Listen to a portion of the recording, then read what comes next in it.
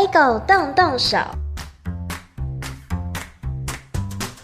小朋友，今天我们要做的是猫咪。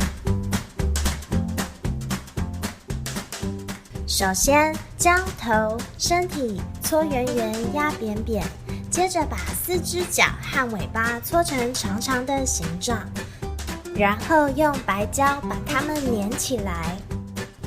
接着做猫咪的眼睛，眼睛先用黄色捏出2个像叶子的形状，再贴上小眼睛。